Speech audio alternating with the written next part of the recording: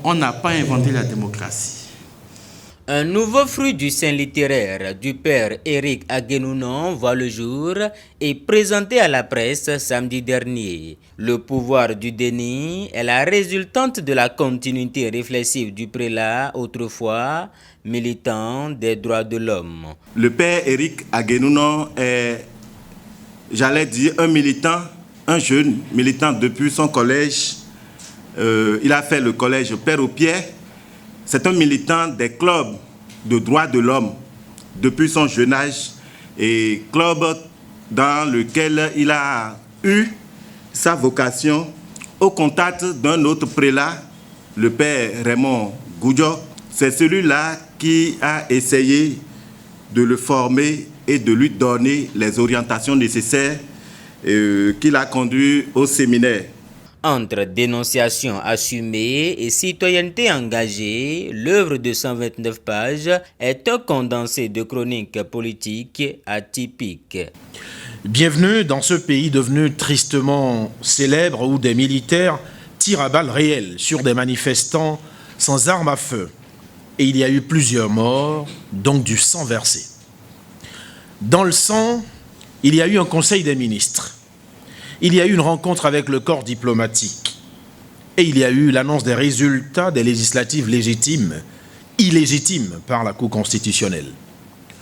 Ce sont des indifférences froides, coupables et criminelles.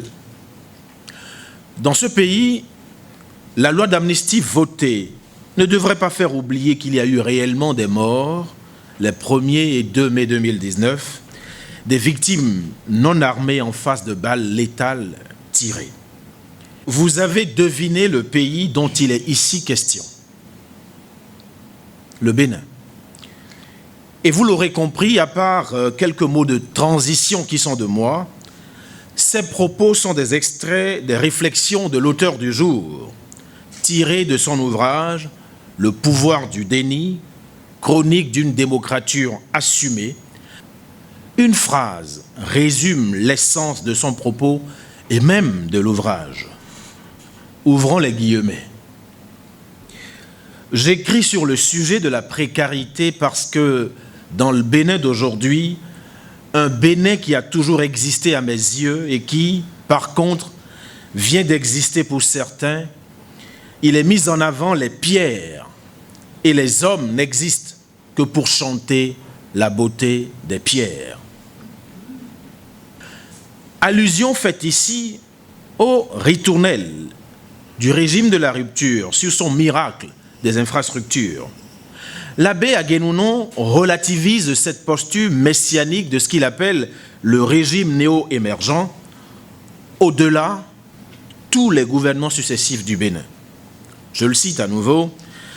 Les routes en chantier, les infrastructures en cours de construction constituent les tâches régaliennes de tout régime politique. C'est un acte de gouvernement ordinaire. Hisser cela comme la prouesse d'un régime, tel qu'on le fait depuis toujours, est un abus.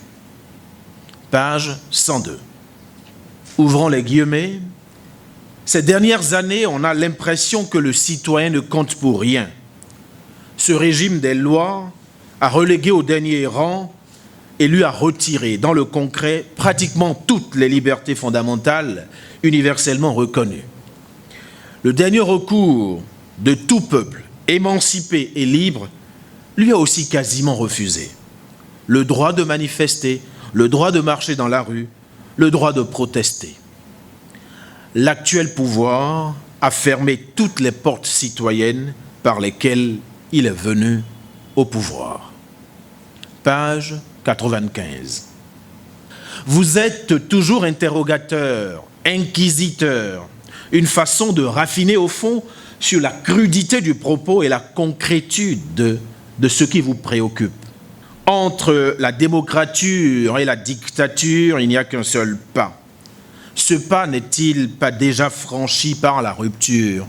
Qu'a-t-elle vraiment fait de mal, la démocratie? Aimons-nous véritablement le Bénin? L'auteur interpelle la conscience patriotique des dirigeants sans pour autant sombrer dans une démagogie populiste. Mon état d'âme ce soir est celui d'un enfant qui a l'intime conviction qu'on attend beaucoup de lui. Et il est conscient que tout ce qui nous attend est sous-tendu par la reconnaissance.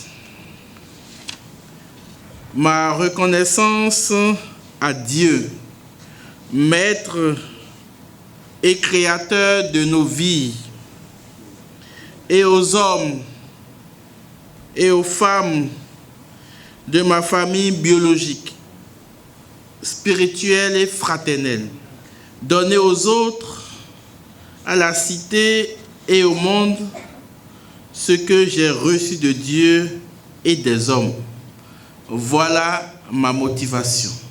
Je ne me révèle pas aujourd'hui parce que nous sommes à l'époque des révélations, mais je suis dans la continuité, dans la logique de mon écriture. Ce n'est pas le père qui est à côté de moi, c'est le confrère. Et puis quand vous écoutez même les séquences, ce n'est pas son avis. Il est dans les faits. Il a fait du journalisme, mais il n'a pas... Ce n'est pas de Dieu qu'il parle ou de rédemption. Mais c'est... Enfin, peut-être que les Béninois ont si honte aujourd'hui de ce qui leur arrive, qu'ils n'arrivent pas à assumer. On veut le monter du doigt pour dire oui, c'est lui qui a écrit, c'est lui qui a écrit. Ce n'est pas lui qui a écrit. C'est l'histoire que nous avons écrite ensemble. Et lui, il a trempé sa plume dedans. Vous voyez que les choses se ressemblent, les régimes se passent et se ressemblent presque. Et quand on se réunit, on se dit presque les mêmes choses. Bon, peut-être que c'est le père qui va trouver la solution. Comme ils ne veulent pas se former eux-mêmes, je vais demander à l'Institut de créer une école ici pour les politiciens. Parce que ceux qui ont besoin de formation aujourd'hui, ce ne sont pas les militants. Ce ne sont pas les militants, je suis désolé, ce sont les ministres, les chefs de l'État, les députés. Ils ne sont formés nulle part. On fait le procès tous les jours de la démocratie. Mais ce n'est pas la faute de la démocratie. Il faut y ajouter la déontologie. La déontologie, c'est dans l'enseignement. Ces messieurs, ils n'ont pas les outils. C'est pas... puis on continue à les enfoncer tous les jours. Ils sont mauvais, ils gèrent mal, ils volent, mais ils vont faire quoi d'autre? Préfacé par Francis Lalaye et publié aux éditions Les Impliqués de Paris, ce chef-d'œuvre littéraire est une fois encore l'expression de l'engagement de l'auteur au service de la cité.